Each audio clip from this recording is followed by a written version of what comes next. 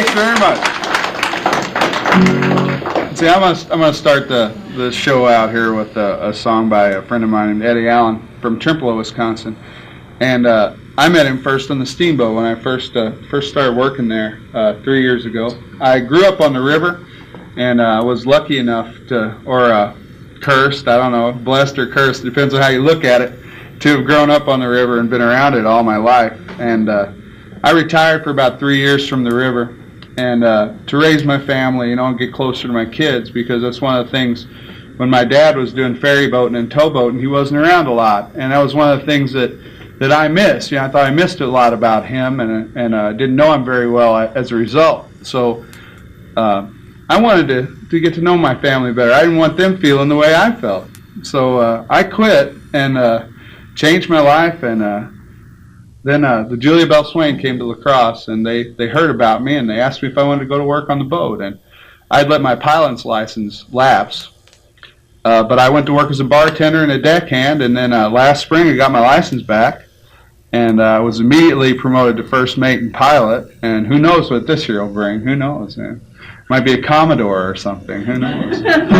But this song tells about how it was for him being in Trempeleau, and all the different history of the rafting boats going through there, and all of that, and it talks about the different jobs on a steamboat, and it's called a Steamboat Man.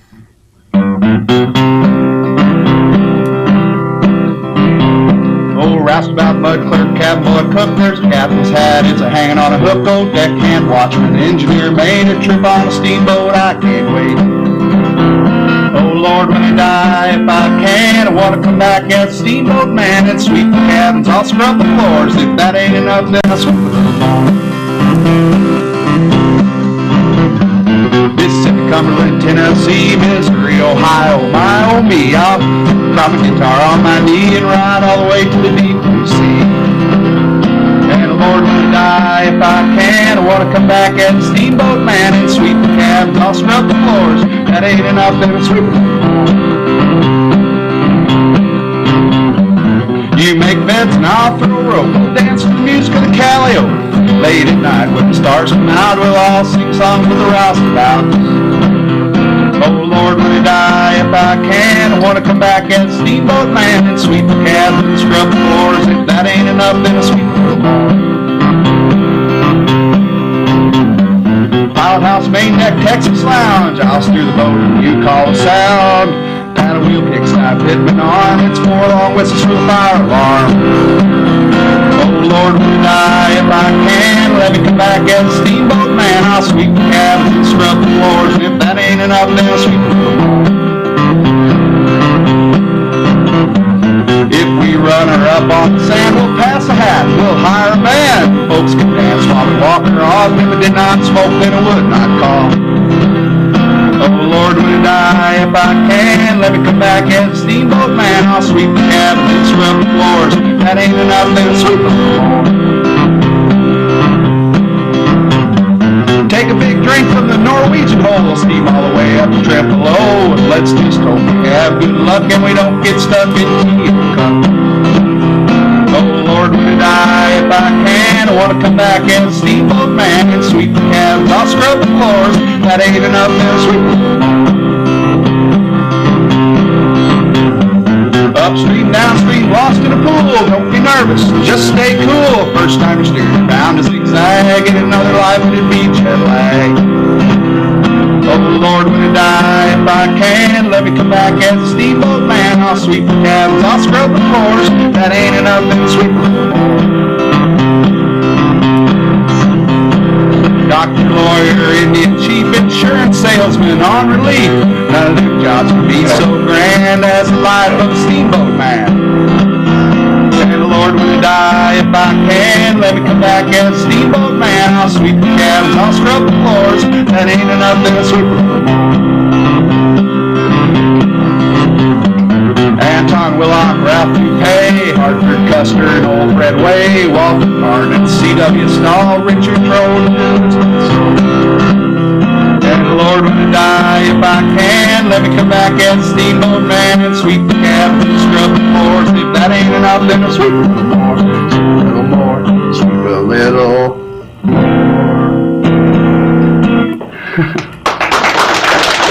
Thank you. You're very kind. You're very kind to us, sir. Anybody like to go fishing? Yeah. Oh, all right. All right. Well, you know, there's all kinds, talk about the river, you got to talk about fishing, right? There's some of the biggest catfish in the world are out there on the Mississippi. You can put your hands down, okay? Thanks. Very polite of you, though. There's biggest catfish in the world are out there on the Mississippi River. You know that? I mean, they're just huge. And when we have a Mississippi River catfish on the steamboat, our cook, Kurt on the steamboat, he puts out the anchor for a hook, and he baits that anchor up with a whole sow and throws it over the side. That's right, he throws it over the side. And when we get a bite from one of those big Mississippi River catfish, well, the captain's got to go full steam ahead, or else it'll drag us all the way down to New Orleans. I'm telling you, there's some big fish out there. But no, seriously though, they one time one of those big Mississippi River catfish got stuck sideways in the river, and all the water started to back up behind that catfish. It was just tremendous, and everybody was worried because they knew that catfish was going to eventually rot away, and when that happened, there'd be this tremendous flood, all that water running down through there and wipe out all the towns and villages all along the river. So what they did was they called the U.S. Army Corps of Engineers, and because they're kind of experts in the river, but they said there was only really one choice, that they had to build a real dam there to save all those towns and everything. Well, by golly, that's what they did. They built a lock and dam there, and that's at Lock and Dam 13 in Fulton, Illinois, and Clinton, Iowa. That's how that dam got there. That's right. But we'll do a different fishing song here. John Prine wrote this song. It's from an old folk song. I don't know what the Cotton Mill Girls, I guess, was the name of the song originally. One of them, of course. How melodies of songs go, they just kind of get passed around. There's not really anything new out there. It's just maybe new words, but all the songs, there's only just so many melodies, and I can't find all of them, but they're out there, I guess. And I'm not sure exactly what, Fish and Whistle, I think he calls this one. I've been thinking lately about the people I meet. Car wash on the corner and a hole in the street. Way my ankles hurt when there's shoes on my feet. Wonder if I'm gonna see tomorrow. Father, forgive us for what we must do. You forgive us, we'll forgive you. We'll forgive each other till we both turn blue, and we'll whistle and go fishing in a heaven. Fish and whistle, whistle and fish. Eat everything that they put on the dish. When we get through, we're gonna make a big wish that we never have to do this again. Oh, when I was in the Army, I never dug a trench. Used to bust my knuckles on a monkey wrench. When I go to town, I'd give the girls a pinch. Don't think they ever even notice me. Father, forgive us for what we must do. You forgive us, we'll forgive you. We'll forgive each other till we both turn blue. Then we'll whistle and go fishing in a heaven. Fish and whistle, whistle and fish. Eat everything that you put on the dish. When we get through, I'm gonna make a big wish that we never have to do this again. Oh, on my first job I said thank you and please. They made me scrub a parking lot down on my knees. Then I got fired because I was scared of bees. They only give me 50 cents an hour. Father, forgive us for what we must do. You forgive us, we'll forgive you. We'll forgive each other till we both turn blue. Then we'll whistle and go fishing in a heaven. Whistle and go fishing in a heaven. Whistle and go fishing in a heaven.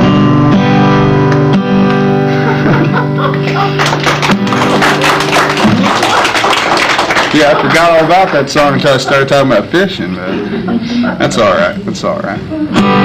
And I want to do a couple more Eddy Allen songs because I love his music so much, and it's real reminiscent about the old days of the lumber rafts coming down through the river here. And at one time they floated all the logs, they'd cut logs all winter, they'd cut timber all winter long while the ground was frozen. And then when the spring floods would come, they'd send them down the little rivers like the Trempeleau River and the Eau Claire River and the Buffalo River and all the different rivers. And you act like you remember that stuff, huh?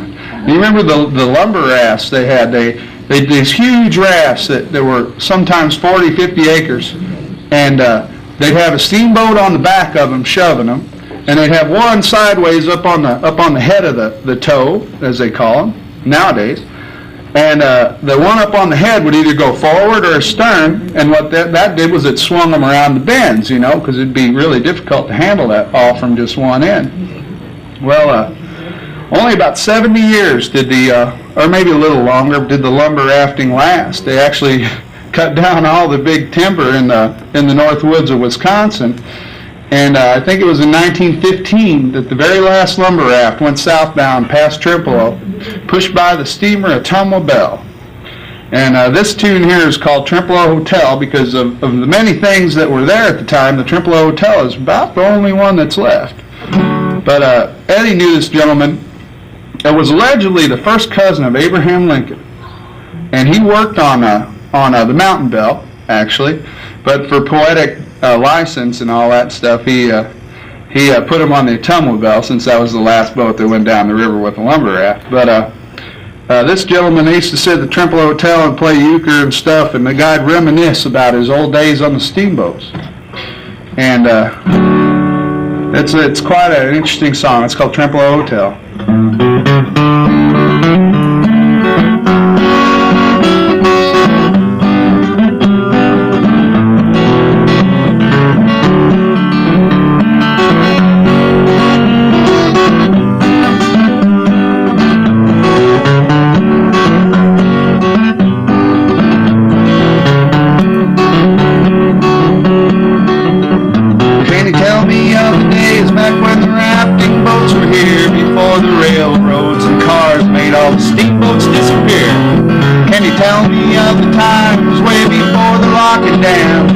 Shipping on the river took a special breed of man.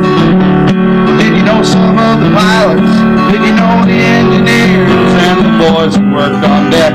Did you all drink Baelfire beer? Did you curse and chew tobacco? Did you work the beach saloon until the timber was exhausted and the rafting days were through? But all that's left is a Trempeleau Hotel. The Baelfire Brewery, it is an empty shell. Old men drinking, playing euchre, but in your heart you dwell in your days out on the river on the old Tremeleau Belle. You were 16 when you started, all the way up from St. Louis, had your dreams of being a pilot. They never quite came true, so you went to work out on the logs, double tripping to get through where the river bends so tightly there 2 miles above Coon's. You lost 2 fingers in the winter, cutting wood at 10 below, and so you came back as a cook, job you really didn't know. But man, did you get hot when your food hit the dollar hole. Now you're famous for your biscuits and your coffee black as coal. But all that's left is a Trempeleau Hotel and the Baelfire Brewery. It is an empty shell. Old men drinking, playing euchre, but in your heart you dwell in your days out on the river on the old Tremeleau Belle.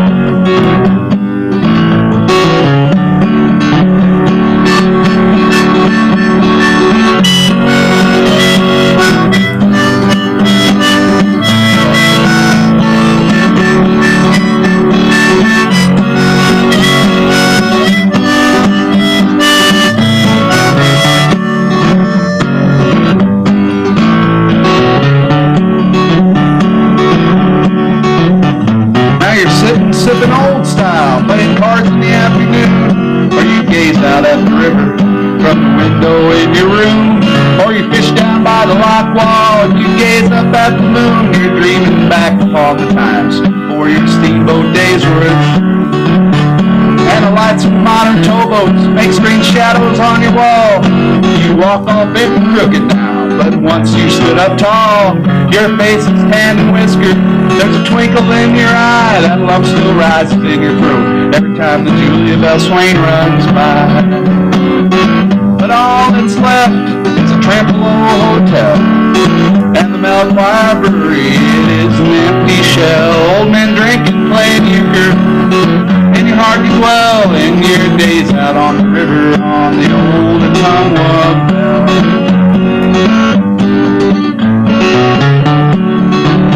Well, did you know some of the pilots? Did you know the engineers and the boys who worked on deck? Hey, did y'all drink Baelfire beer? Did you curse and chew tobacco? Did you work the beef stew boom until the timber was exhausted and the rafting days were through?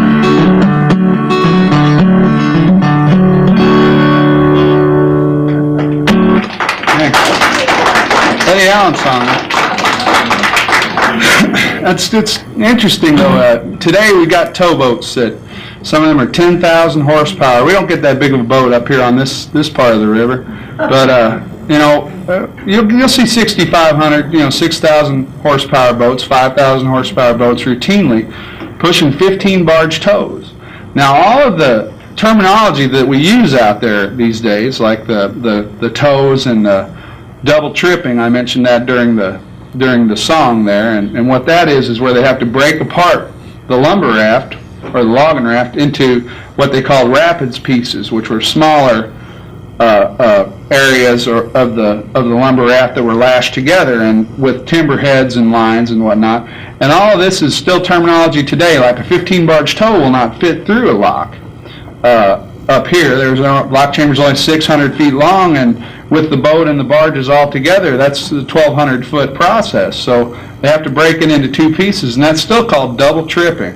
So the terminology and the whole aspect of lashing the things together and stuff is still in use today, much the same as it was then, although the lumber rafts were much bigger because they weren't restricted by, usually they weren't real deep, and now a loaded barge is 9 feet down in the water. I mean, that's quite a bit. The locks and dams were put in, a lot of people thought for flood control, but that wasn't the case. The locks and dams were put in to facilitate commercial traffic and to maintain a 9-foot channel so that the commercial tows could go through.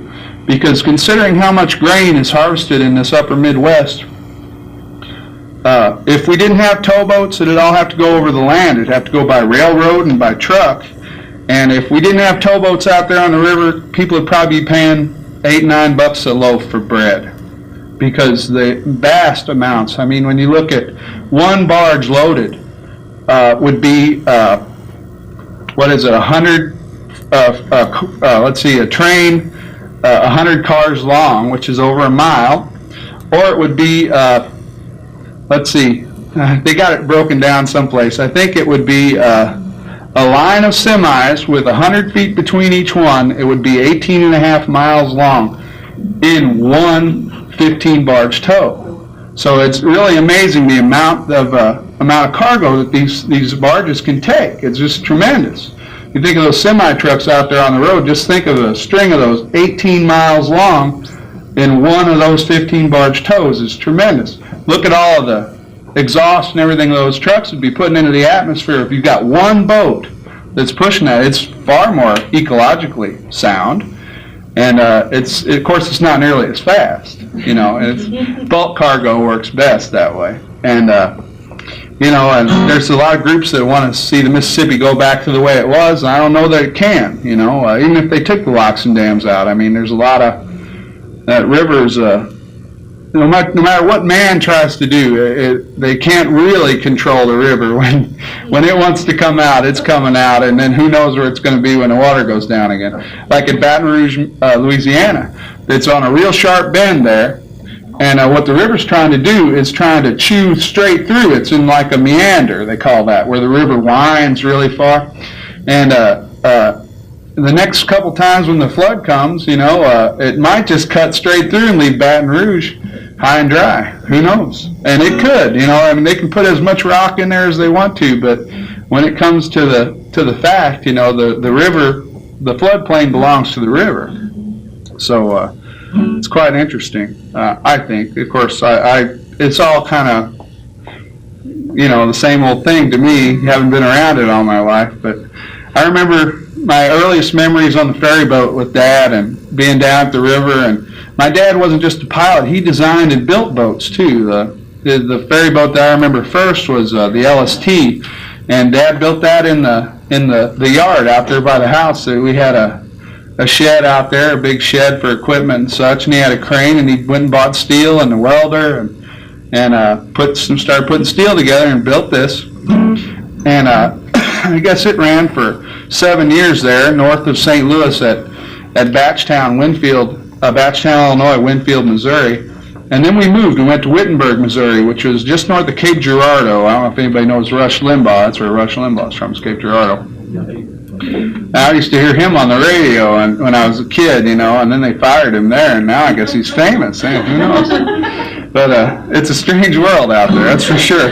But yeah, and it was quite a different river up here, for instance, than down below. There's 10 times the amount of solid matter in the river. That's the mud and silt below the mouth of the Missouri River than there is above. So the river up here is clean and pristine by comparison. They talk about the big muddy and stuff. That's below St. Louis.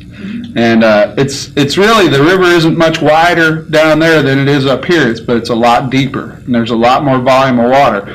The river doubles in volume at the mouth of the Missouri, and it doubles again at the mouth of the Ohio, at Cairo, Illinois. So the upper Mississippi is from Cairo, Illinois, northward, and the lower Mississippi is from Cairo, Illinois, southward. The Ohio River, the mouth of the Ohio, is the point where they mark it at. And as far as it goes, it's very different. Everywhere you are, the river is very different. When I was a kid, we used to swim in the river. And now, after hearing about all the stuff they put in the river, it's kind of scary, but especially below St. Louis, because you got St. Louis there and Kansas City farther up to Missouri. Hey, Dow Chemical and all that stuff. I don't know, I'm still okay, I guess I didn't swallow too much. But, yeah, my dad used to yell at us, look out for the undertows, look out for the undertows. When I was little, I was probably 5 years old, and I thought what he was saying was the undertowed.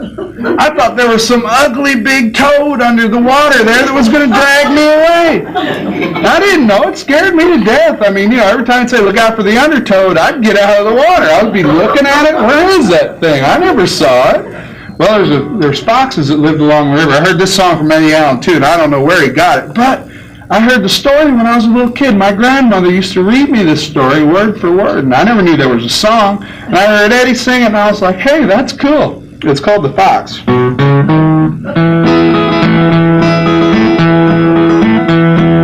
Fox went out one chilly night, and he prayed for the moon to bring him light. Had many a mile go that night before he reached the town. Oh, the town, oh, many a mile to go that night before he reached the town. Ran till he come to this great big bend. The ducks and geese were kept therein. Said a couple of you are gonna grease my chin before I leave this town. Oh, this town, oh, town. Oh, a couple of you are gonna grease my chin before I leave this town. Grabbed the gray goose by the neck and then slung the little ones over his back. Oh, he didn't mind their quack, quack, quack, and the legs all dangling down. Oh, down, oh, down. Oh, he didn't mind their quack, quack, quack, and the legs all dangling down.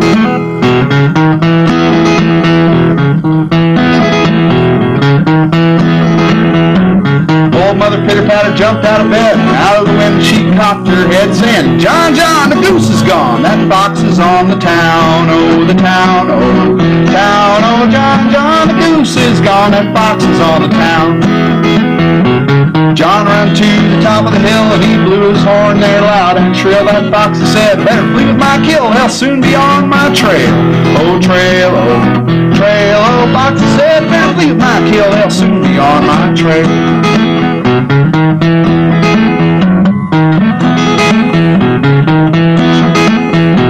Ran till he come to his cozy again. Here come his little ones, 8, 9, 10, saying, Daddy, Daddy, when you going back again? That must be a mighty fine town, oh town, oh town. Oh, Daddy, Daddy, when you going back again? That must be a mighty fine town. Fox and his wife without any strife. They cut up the goose with a fork and a knife, and they never had such a supper in their life. And the little ones chewed on the bones, oh, the bones. Bones, oh, they never had such a supper in their life, and the little ones chewed the bones.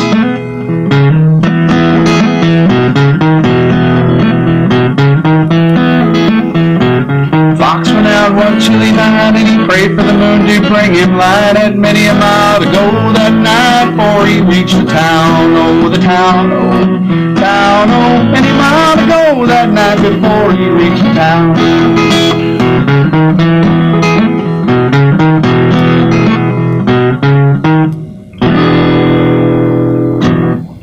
Thanks.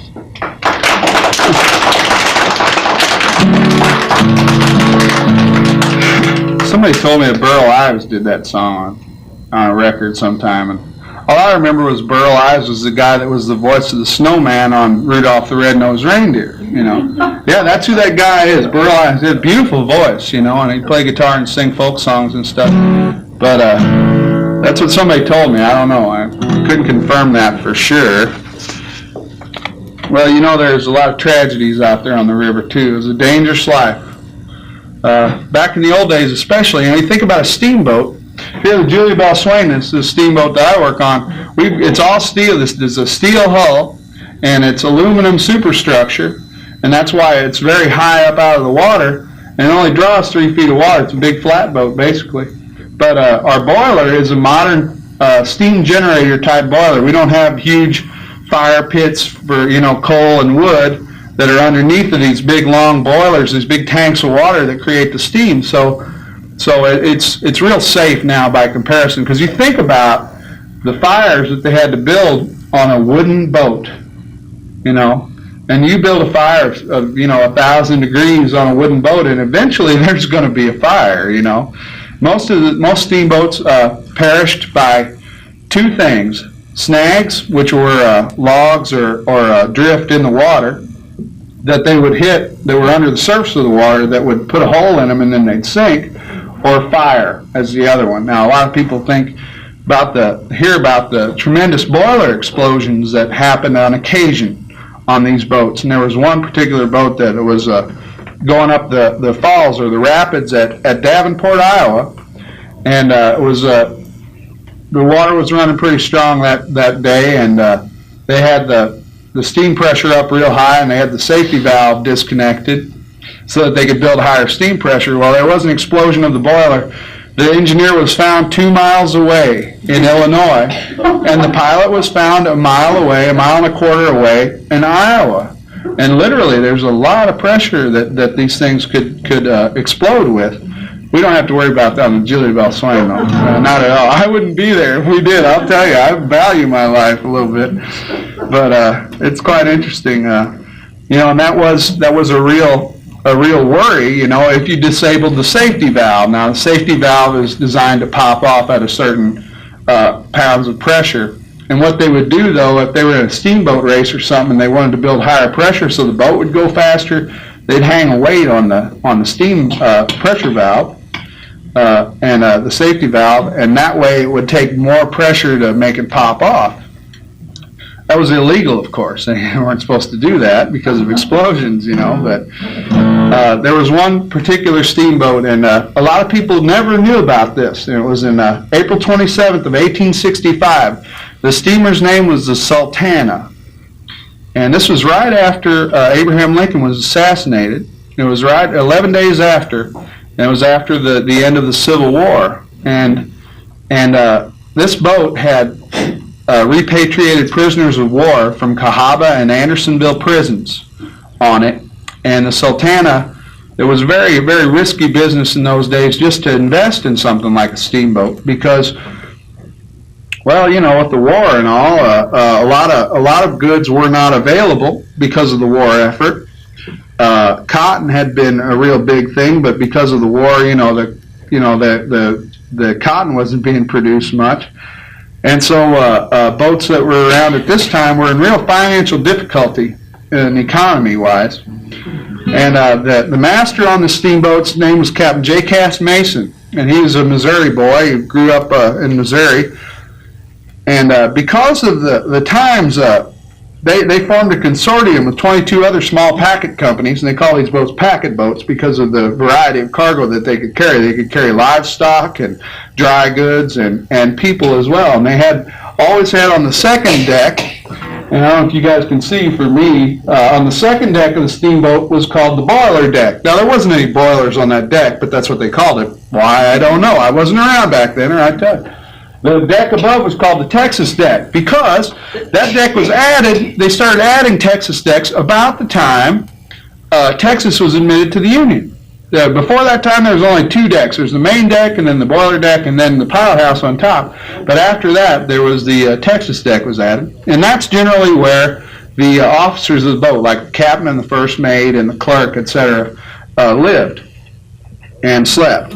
Now, so it was quite a different thing. The pigsty, I mentioned the pigsty earlier, and that was the lower deck, the main deck, among the livestock, and that's where the crew, the deckhands, and the strikers that were trying to be engineers, and all of the other folks that worked on boats. A lot of times those boats had as many as 60 or 70 crew members that had to run the boat. I mean, you had guys that were shoveling the coal and guys that were, doing all the different jobs. So it was quite a major enterprise. Well, with the Sultana, they got together with a bunch of other packet companies, and their target was the government. They wanted to haul troops because that was one of the big things that was moving. And after the war was over, the Sultana happened to have bid for the contract to carry prisoners. And the Sultana was 260 feet long, 47 feet wide. It was a side wheel steamboat. The Julia Belle Swain's a stern wheel. That means the paddle wheels on the very back of the boat. Side wheel steamboats had the paddle wheels on the sides of the boat, and they were much faster, much larger, and they were very much more effective on the lower Mississippi River because of the extreme current down there. But they loaded it's not sure exactly how many, but they think probably as many as 2,400 people on this boat, and the boat was only designed for 376 people. So there was 2,100 more people than there were supposed to be on this boat. A tremendous amount of people. All right, but they needed to get home, and Cass Mason made the deal. He made the deal with the colonel there that was in charge of all that. $5 a head for enlisted men, $10 for officers. And he didn't know what he was getting into when he made the deal, because he didn't know how many people were going to be in town, how many soldiers were going to be in town. He made the deal on the southbound trip.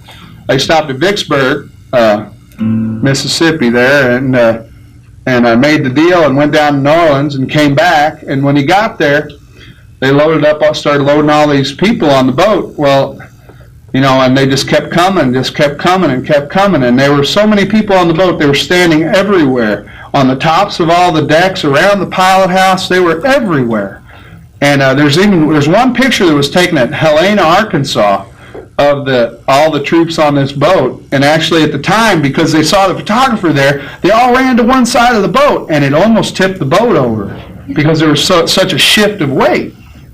And it was tremendous, and boy, they were just hoping they'd make it. Well, they cleared Memphis on the 26th of April of 1865, and 7 miles above Memphis, in the early morning hours of 27th April, they had a boiler explosion.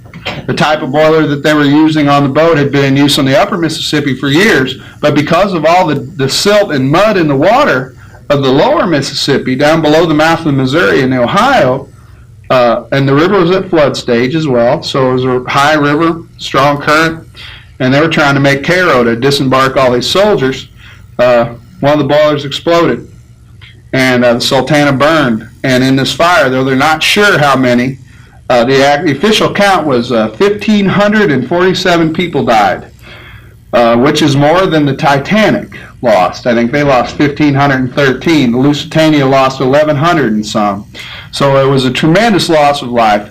And the reason nobody knows about it is because people were pretty numb by the end of the Civil War. I mean, having lost loved ones the whole time, and with the war being like it was, and the president having died, it got like page 3 in the New York Times. Sultana, burned, destroyed, 1,600 people dead, but it was probably more like 1,800 people because they weren't really sure who all the people were on the boat. And it was quite a tragedy. Quite a tragedy. Now, I know Eddy Allen wrote another song. It's quite a beautiful song. It's called River of Life, and it talks about how the river is for all the people that live nearby it or have anything to do with the river.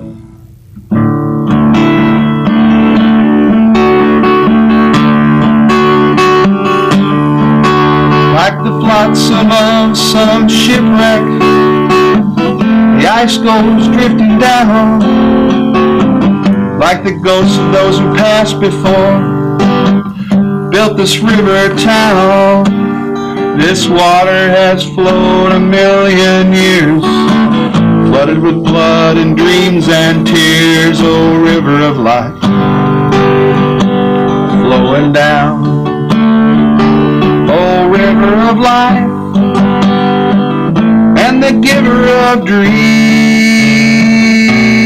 river of stories, and the people I've seen. You are the blood that is flowing in me, river of life, flowing down to the sea. From the birch canoe to the age of steam, to the people yet to come, this river has carried 1,000 dreams, but promises for none. And you'll be here when I am gone, carrying your precious cargo on, oh river of life, flowing on. Oh, the river of life, and the giver of dreams, river of stories, and the people I've seen. You are the blood that is flowing in me, oh river of life, flowing down to the sea.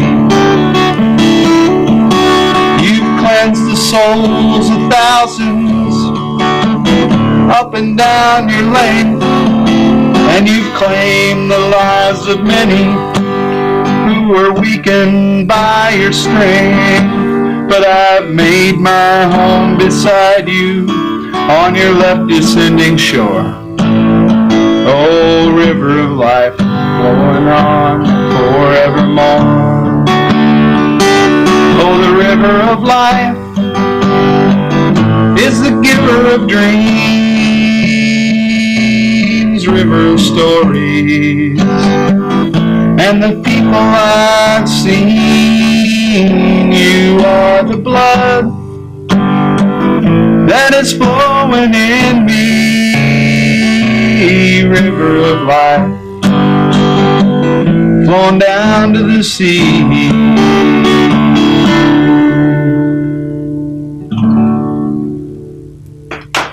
Thank you. Thanks very much. Oh, that's a pretty song. That says a lot there. I really appreciate that song a lot, and Eddie's music. And there's a lot of guys that were out there writing music and playing on the boats and stuff. Actually, I would do a song by John Hartford here. I never got permission, but I'll do it anyway. Because I'm just a folk singer, It's just my job and my responsibility to sing these songs to you when I can remember all the words. On the Tombigbee River, so bright I was born, in a hut made of husks of tall yellow corn. It was there I first spied my Julia so true, and I rode her about in my gum tree canoe, singing roll away, roar, the water's so blue, like a feather we'll float in our gum tree canoe, singing roll away, roar, the water's so blue, like a feather we'll float in our gum tree canoe. All day soft cotton I'd hold, and I think of my Julia and I sing as I go. And I capture a bird with a wing of true blue, and it might sail about in our gum tree canoe, singing roll away, roar, the water's so blue, like a feather we'll float in our gum tree canoe, singing roll away, roar, the water's so blue, like a feather we'll float in our gum tree canoe. With my hand on the guitar and a toe on the oar, I'll sing to the sound of the river's soft roar, and the stars are shining down on my Julia so true, and she's dancing her eyes in our gum tree canoe, singing roll away, roar, the water's so blue, like a feather we'll float in our gum tree canoe, singing roll away, roar, the water's so blue, like a feather we'll float in our gum tree canoe. One day that stream bore us so far away, and we couldn't come back, so we thought we'd just stay. Then I spied a tall ship with a flag of true blue, and they took us in tow in our gum tree canoe, singing roll away, roar, the water's so blue, like a feather we'll float in our gum tree canoe, singing roll away, roar, the water's so blue, like a feather we'll float in our gum tree canoe.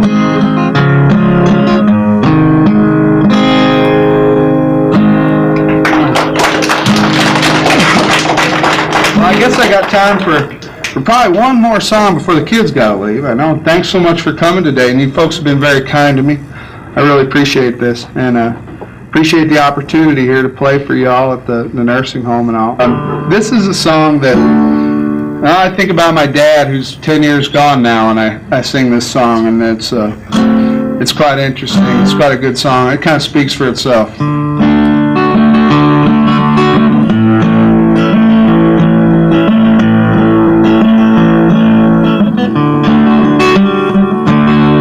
This is another John Hartford song. He's a real famous fellow, famous songwriter. He's captain of boats as well. He worked on Julia Belle Swain for many years after it was originally built in '71, and he wrote the song, and it's I just can't talk enough about it. I'll just be quiet and sing. How's that? Where did the old-time rivermen go after they passed away? Does the soul still keep a watch on the deep through the rest of the river days? Does it then come back as a channel cat, or the wasp at light on the wheel, or the birds that fly through the summer sky, or the fish swimming under the keel? Where does an old-time pilot go after he stood his last watch? Does he fall by the ear of the men who steer, saying, hold her on that notch? There's a gentle sneeze on the river breeze, saying, son, I'm going to bed. Then they light their pipes and go off in the night. Was it fireflies instead?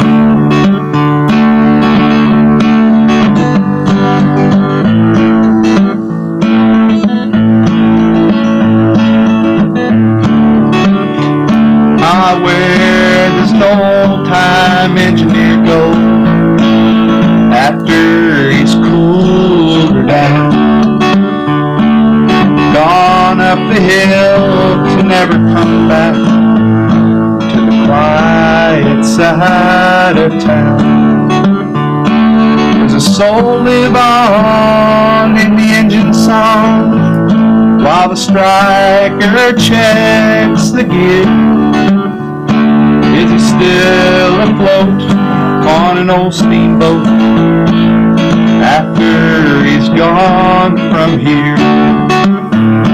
Oh, where does an old-time riverman go after he passed away? Does his soul still keep a watch on the deep through the rest of the river days? Does he then come back as a channel cat, or the wasps that light on the wheel, or the birds that fly through the summer sky, or the fish swimming under the keel? Thank you very much, folks. You've been very kind to me.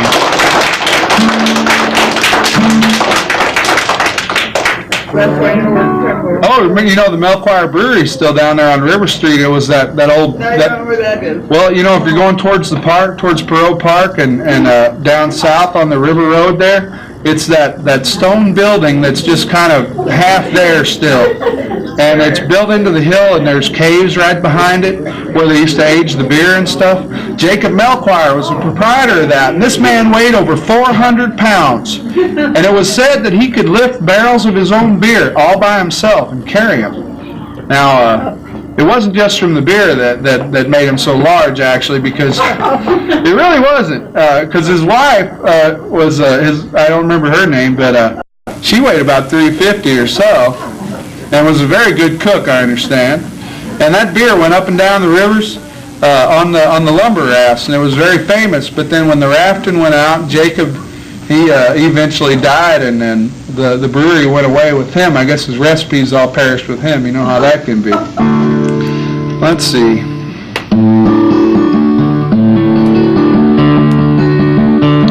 I was born in the path of the winter wind, where the hills and the valleys are old. The springtime waters came dancing down. I remember the tales they told. The whistling waves of my younger days, too swiftly they faded on by. But all of those memories linger on, like the light in a fading sky. River, take me along in your sunshine. Sing me your song, ever moving and rambling and free. You rolling old river, you changing old river, let's you and me, river, run down to the sea.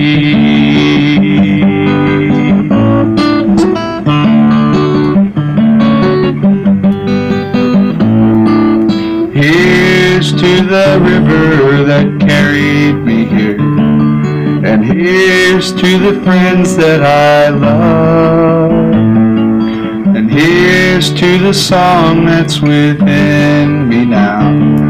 I sing up to heaven above. River, take me along in your sunshine. Sing me your song, ever moving and rambling and free. You rolling old river, you changing old river, let's you and me, river, run down to the sea.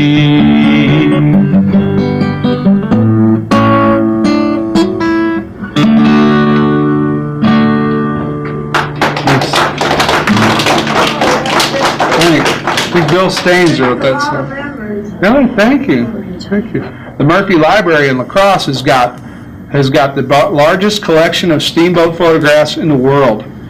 They've got, I just talked to them down there the other day, and they said they have probably 40,000 different photographs of steamboats in their collection. So if if you're interested in that, if you're ever down that way, you can always check out the Murphy Library, and they got all kinds of stuff down there. Ed Hill's a really nice man. Let's see. We talked about Fountain City. That's where Walter Carneth was from, Fountain City. And he was the first pilot of the Delta Queen on the upper Mississippi River, actually. And I can even play a song about Walter Carneth that Eddy Allen wrote, and I think I will. Because since you mentioned Fountain City there, I should do that. It's called Captain Walter Carneth. He steered the steamer Elsie when he was 8 years old to his home in Fountain City in the freezing rain and cold. His dad taught him the river, and then he realized his fate, became the youngest licensed pilot in the history of the trade. And he ran the General Allen for the U.S. Engineers. Was then the St. Paul District for many, many years. He pushed rush and rock, called the sound, they marked the channels to the when the locks and dams were built. Oh, the captain's work was through. So he hired out to the private lines where skills were in demand. He could bring more cargo up than any steamboat man. And in 1947, an old record had to go, so he brought up 15 barges, was the largest single tow. And he still liked to tell the story of coming up in a blinding rain. And when the weather cleared near Bellevue, they were heading down again. But he steered Eli Whitney back up against the shore, got off one end, he came around, then they headed up once more. I don't know if it's true, but it's a good story. I heard him tell it once. After all them years in the pilot house, he'd kept his record clean. No wrecks or major accidents in all the miles he'd seen. That's when the Green Line people called on Cap to steer the Delta Queen on the upper Mississippi, where she had never been. To Cap it seemed a simple task, but he took the job with pride, and he spent all his final years taking them folks for a ride on the river that he knew so well, that was so much of his life.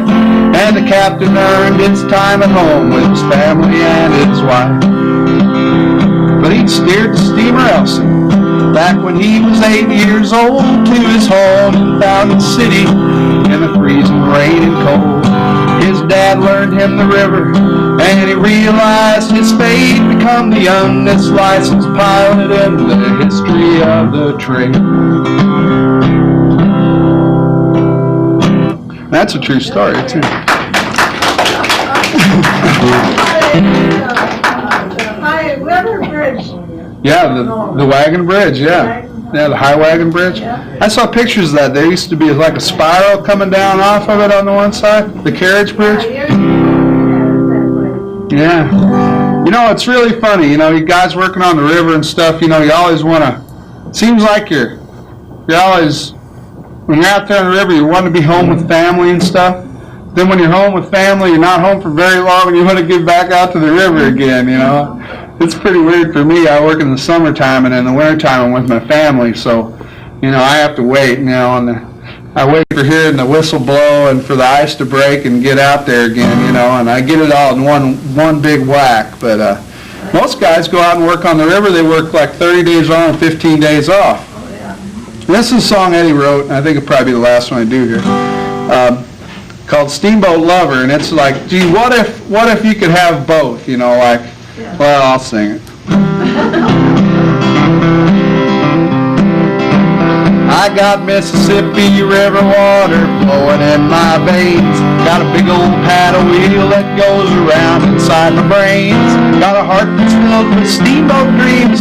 Hey, they came true, but I'm stuck here on the ground because I am so stuck on you. And if you were a lady steamboat, I'd be your manly crew. I'd polish up your old brass knobs and make your toes up too. I'd wash the floors and make the beds, and I'd be your best friend, and we'd make love at night, and folks could watch us come around the bend. If you'll be my steamboat lover, I'll be deckhand true. We'll ride on down the river, out onto the ocean blue. The moon will be our searchlight and the stars will be our crew, and we'll couple up before I pull out in the morning dew. So if I shipped out on the river, would you ship out on me too? Would you wave to me from number 6 and smile as we lock through, knowing I'd be home in 30 days with dirty clothes to do, and a pocket full of steamboat pay and 30 days for you. This crazy passion for this deckhand's life, God knows I can't explain, but you promised that you'd be my wife, so love me, don't complain. That the Mississippi snatches me, 'cause it's really what attaches me from Natchez up to Muscatine and home again. If you'll be my steamboat lover, I'll be deckhand true. We'll ride on down the river, out onto the ocean blue. The moon will be our searchlight and the stars will be our crew, and we'll couple up before I pull out in the morning dew. Yes, we'll couple up before I pull out in the morning dew.